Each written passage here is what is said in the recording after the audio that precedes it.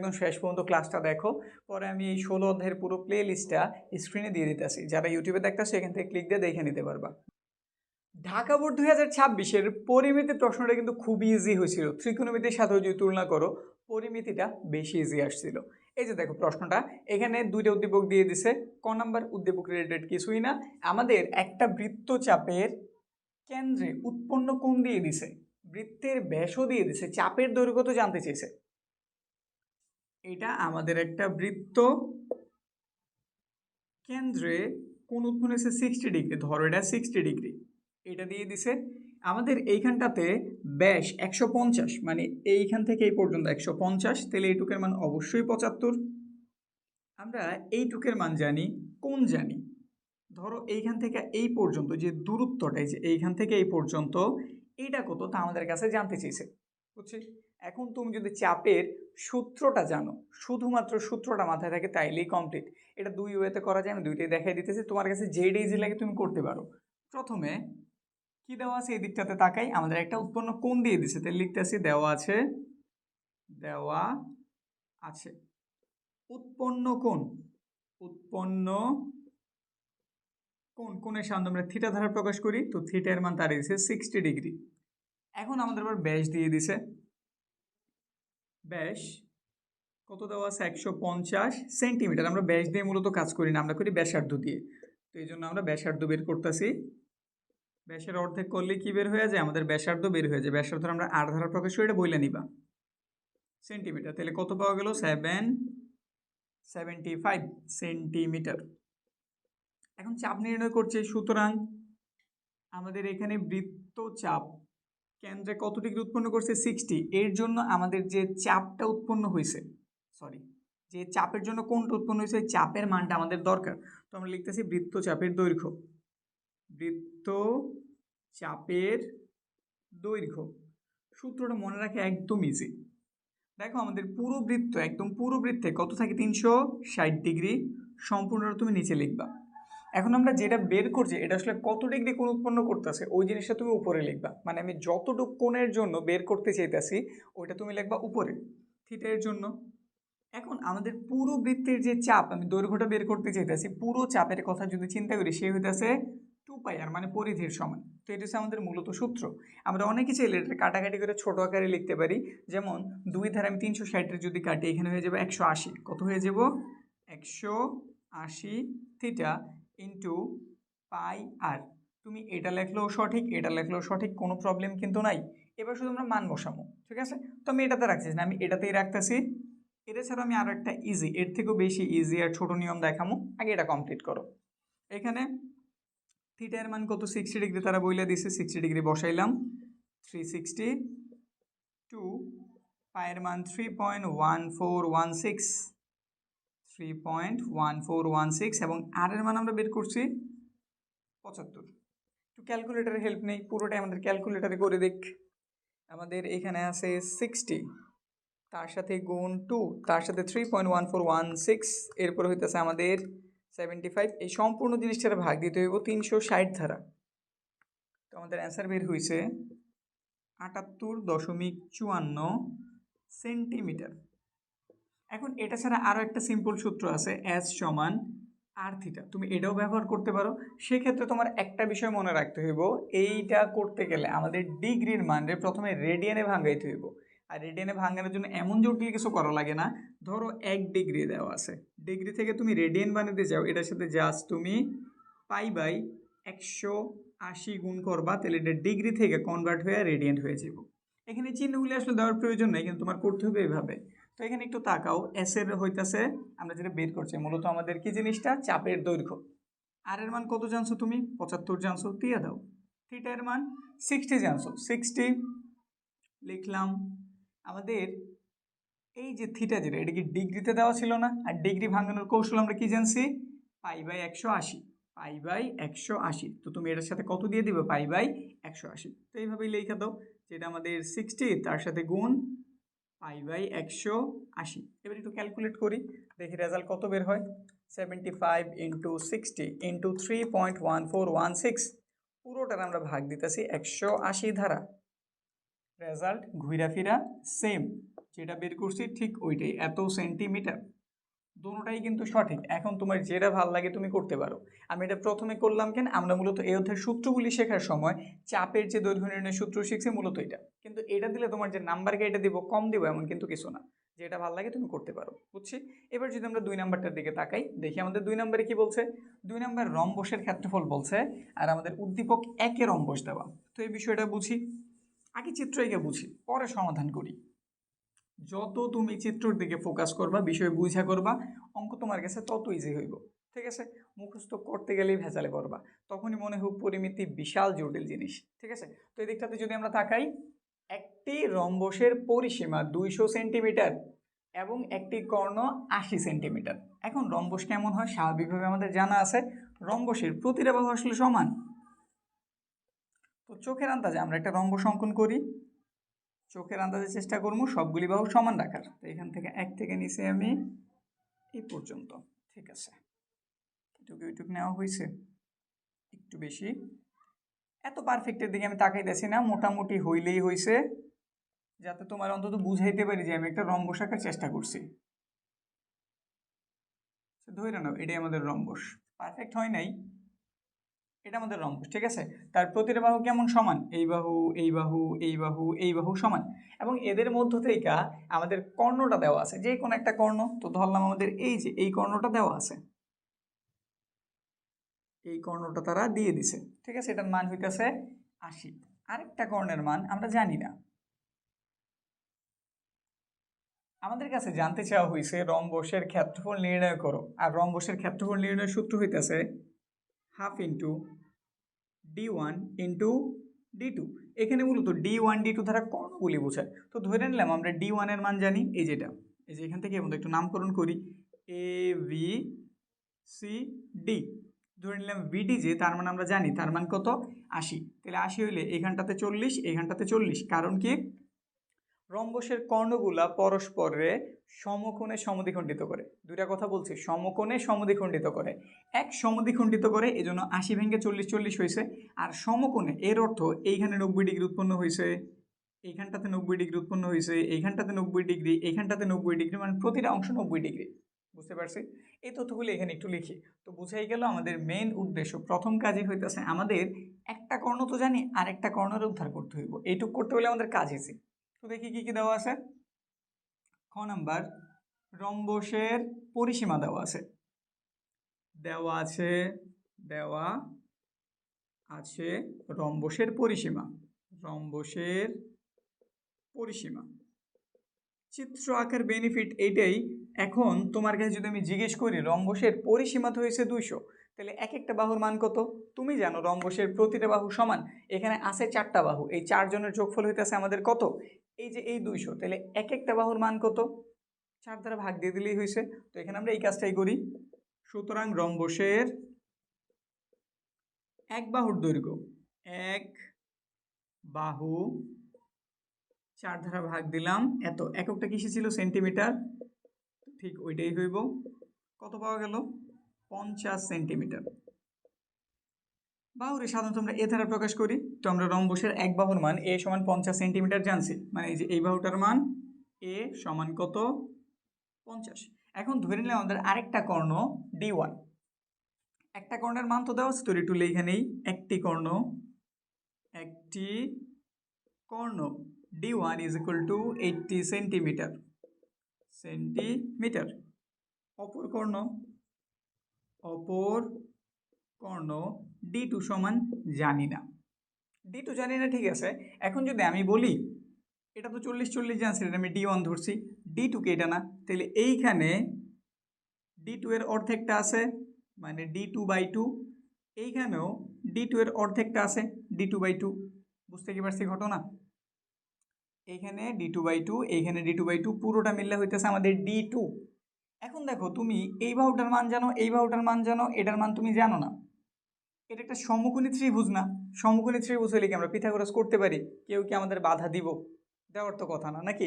তো এই জন্য আমরা এখানে পিথাগোরাস করলে ইজিলি আমরা এই d2/2 মানে মূলত d2 এর মানটা উদ্ধার করতে পারি। তো এই জিনিসটা এখানে একটু অ্যাপ্লাই করি। এখন একটু আমরা ভালো কাজ করতে পারতাম, আমরা চিত্রটা যেটা আঁকছি এটা এখানে যদি একটু বর্ণনা করে নিতাম তাহলে খুব ভালো হইতো। অপর একটি কর্ণ, এই যে এখানে একটু বইলে দিই, অপর একটি কর্ণর নামে এখানে আমি দিয়ে দিলাম এসি। এসির নাম আমরা ধরছি D2 সেন্টিমিটার।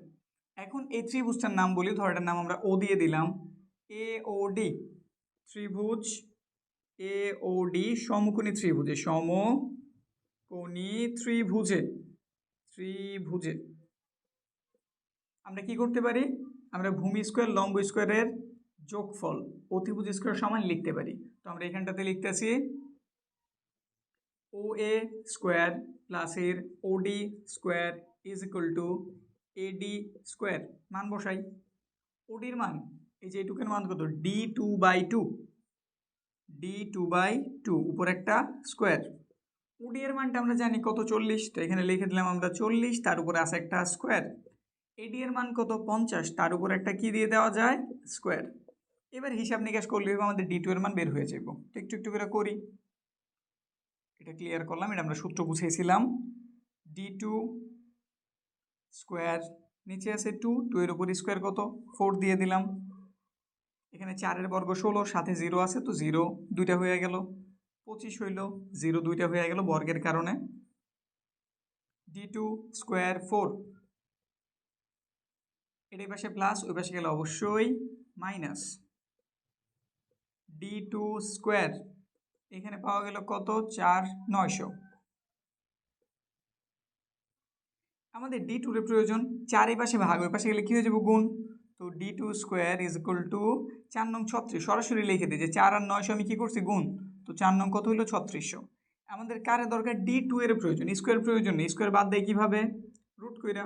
তো এখানে আমরা রুট করলাম, এই পাশেও রুট হইল, বর্গমূল করে, বর্গমূল করে, তাহলে D2 এর মান কত, 36 6 একটা শূন্য, 60। বুঝছি। এখন আমাদের কাছে কি জানতেছে, রম্বসের ক্ষেত্রফল। তো লেখা তো, সুতরাং রম্বসের ক্ষেত্রফল, রম্বসের ক্ষেত্রফল সূত্র কি, হাফ ইন্টু কর্ণদ্বয়, একটা কর্ণের আমরা D ধরছি, আরেকটা ধরছি D2, হাফ। D1 এর মান 80 ছিল, D2 এর মান কত, 60 বের করলাম। এটা ধরে যদি কাটি তাহলে 40 বের হইব, 4 6 24, দুটা 0 আছে দিয়ে দিলাম। ক্ষেত্রফল যেহেতু এই জন্য কি লিখতে হবে, বর্গ সেন্টিমিটার। দেখো তো বুঝছো কিনা, কোনো প্রবলেম আছে কিনা। চিত্র আঁকছো তখনই তোমার অঙ্ক অর্ধেকের বেশি হয়ে গেছে, মানে খাতা কলমে না হোক কিন্তু তুমি দেখেই বুঝছো এই চিত্রই তোমার সব কিছু ইজি বানাই দিছে। তো এই জন্য একটু চিত্র বুঝে আঁকা ট্রাই করবা, বুঝছে।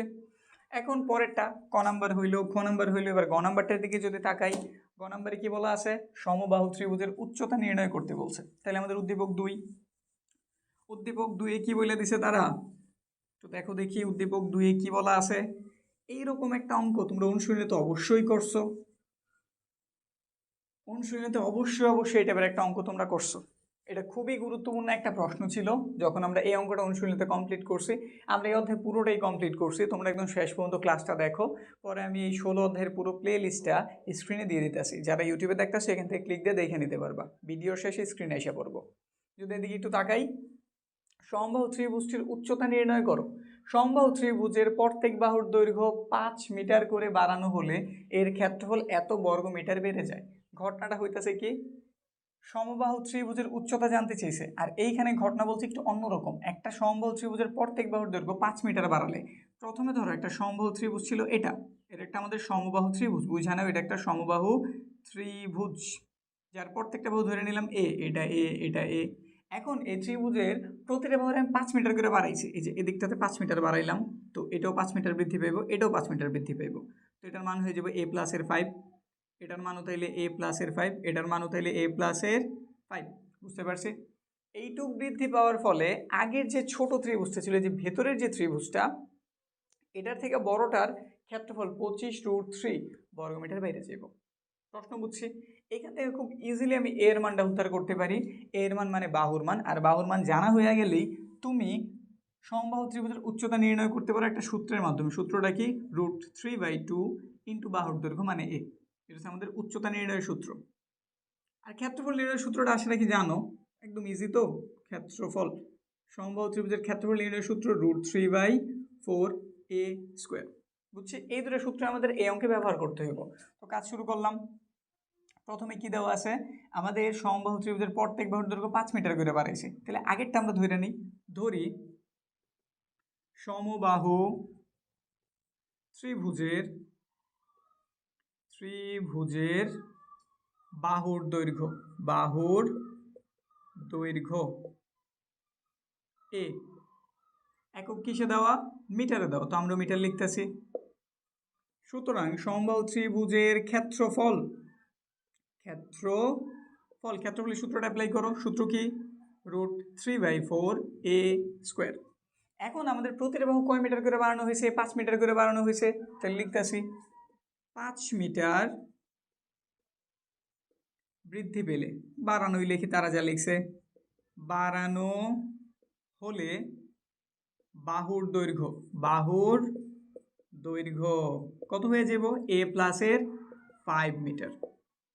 সুতরাং 5 মিটার বাড়ানো হলে ক্ষেত্রফল সূত্র কি, √3/4 বাহু স্কোয়ার, বাহু এবার a প্লাসের 5, তার উপর একটা স্কোয়ার। প্রথমে আমাদের বাহু ছিল a, এই জন্য আমরা সূত্রর সাথে a স্কোয়ার লিখছি। এবার আমাদের বাহু a প্লাসের 5, এই জন্য আমরা এটার সাথে কত লিখছি, এই যে এই a প্লাস 5 হোল স্কোয়ারটারই লিখছি। বুঝছি বিষয়? এটা আমাদের বড় ক্ষেত্রফল, মানে বাইরের ত্রিভুজটার ক্ষেত্রফল, আর এটা আমাদের আগের প্রথমে যেটা ছিল ওইটার ক্ষেত্রফল। এটা থেকে এটা কতটুকু বড়, 25√3 বড়। তো লিখে দিলাম প্রশ্ন মতে √3/4 a প্লাস 5 হোল স্কোয়ার থেকে আগেরটারে বিয়োগ করতে হইব, মানে বাদ দিতে হইব। তাইলে কত পাওয়া যাব, 25√3। এবার দেখো √3/4 এখানেও আছে কমন নাও, তো √3/4 কমন নিলাম, এখানে এটা থেকে গেল a প্লাস 5 হোল স্কোয়ার। তো একটা সেকেন্ড ব্র্যাকেট ইউজ করি, মাইনাস, আমরা এটা তো নিয়েই নিচ্ছি, তাহলে শুধু একটা কি রইল, a স্কোয়ার। এই পাশটাতে 25√3, তারপরে √3/4, সূত্র কি, a plus b whole square, এটা আমাদের a, এটা আমাদের b, তো সূত্র মতো a স্কোয়ার লিখতে হইব, তারপরে 2ab লিখতে হইব, a মানে এটা, কিন্তু b মানে তো 5, তারপরে প্লাসের বি স্কোয়ার, এই যে বি স্কোয়ার দিয়ে দিলাম। বুঝছি না, এই যে সূত্রটা অ্যাপ্লাই করছি, a প্লাস বি হোল স্কোয়ারের সূত্রটা কি, a স্কোয়ার প্লাসের 2ab প্লাসের বি স্কোয়ার। বুঝছি, লিখছি। তারপরে এখানে আছে কত, আমাদের একটা স্কোয়ার আছে, দিয়ে দিলাম। এখন চাইলে কিন্তু আমি ব্রেকেটটা তুলে দিতে পারি, বুঝছি, এই যেভাবে লিখে দিতে পারি, এত ঝামেলার কিছু নাই। শুধু এটার সাথে গুণাকারে ছিল, মানে পুরোটার সাথে গুণাকার ছিল বুঝাইতে আমি ফার্স্ট ব্রেকেটটা রাখছি, নাহলে এটারও তুলে দিতাম। তারপরে দেখো, এটা আমাদের প্লাসের স্কোয়ার, এটা আমাদের মাইনাসের স্কোয়ার, কেটে দিছি। কি রইল, এখানটাতে একটু তুলি। আমাদের এইখানে যে অংশটা আছে তার আমি এই পাশ থেকে ওই পাশে পাঠাই দিই, অঙ্ক আরও ইজি করি। এটার আমি এই পাশ থেকে কোন পাশে পাঠাইতেছি, ওই পাশে। তাহলে এখানে কি রইল, 5 দুগুণে 10, সাথে আছে একটা a, 5-এর স্কোয়ার কত, 25, আর ওই পাশে 25√3 ছিল, এটা এই পাশে গুণ ছিল, ওই পাশে কী হয়ে যাব, ভাগ। তো ভগ্নাংশ যেহেতু, তুমি উল্টায় লেখলেই কাজ হয়ে যাব। 4-এর উপরে দাও √3 নিচে। বুঝছি তো, সেই পাশে গুণ ছিল, ওই পাশে কী হয়েছে, ভাগ, আর ভগ্নাংশ কী হয়ে যায়, উল্টায় যায়। গুণ চিহ্ন দিয়ে কী করছি, উল্টায় লিখছি। তারপরে এইখানের হিসাব 10a, এটার আমার এই পাশে প্রয়োজন আছে, ওই পাশে পাঠাইতে পারি। আগে ওই পাশে একটু কাজ করি, উপরে নিচে কাটা, একটু পরেই পাঠাই তারে। 4×25 কত হইল, 100। 10a, এটা এই পাশে প্লাস, ওই পাশে গেলে অবশ্যই মাইনাস, তাইলে 10a এই পাশে পাওয়া গেল 75। আমার দরকার a রে, 10 এই পাশে আছে গুণাকার, ওই পাশে গেলে ভাগ, তো কাটাকাটি করলে রেজাল্ট পাওয়া যাবে 7.5। আমরা এর মান কিন্তু জানি, কিন্তু আমাদের কাছে এর মান জানতেছি না, আমাদের কাছে উচ্চতা জানতেছি। তো লেখা দাও, সুতরাং সমবাহু ত্রিভুজের উচ্চতা সূত্র কি, এই যেটা √3/2 × a। তো হিসাব করি, আগে মান বসাই, তারপর হিসাব করি। এটার মান 7.5। তো ক্যালকুলেটারের হেল্প নেই, দেখি কত হয়। √3 তার সাথে গুণ 7.5, পুরোটারে ভাগ করতে হইব 2 দ্বারা, 6.495। এটাকে আমরা একটা বাহু, উচ্চতা তো একটা আসলে বাহুই নাকি, তো এই জন্য এটার একক হইব জাস্ট মিটার। শেষ। বুঝছি ঘটনা ক্লিয়ার না? এত কি জটিল লাগছে? লাগার কথা না, কারণ আমাদের পরিমিতির এই প্রশ্নটা একদমই ইজি হয়েছিল। এখন যারা শেষ পর্যন্ত আসো, পরিমিতির পুরো প্লে লিস্ট একদম 16.1 থেকে 16.4 পর্যন্ত যা যা প্রয়োজন সব কিছু তোমরা এই প্লে লিস্টটাতে পাইবা। যারা ইউটিউবে আসো, স্ক্রিনে অলরেডি এসে পড়ছে, এটা আমাদের একটা আনলিস্টেড ফোল্ডার, তুমি চাইলে ওইভাবে খুঁজে পাইবা না। যারা শেষ পর্যন্ত ক্লাসটা দেখছো তারাই একমাত্র প্লে লিস্টে পাইবা। তো ঠিক আছে, বুঝতে পারছি। ক্লাসটা কেমন লাগলো একটা কমেন্ট করে যেও। আর সামনে তোমরা কোন অধ্যায়ের সমাধান চাও, কোন বোর্ডের সমাধান চাও, এটাও কমেন্ট করতে পারো। দেখা হইতেছে সামনের ক্লাসে।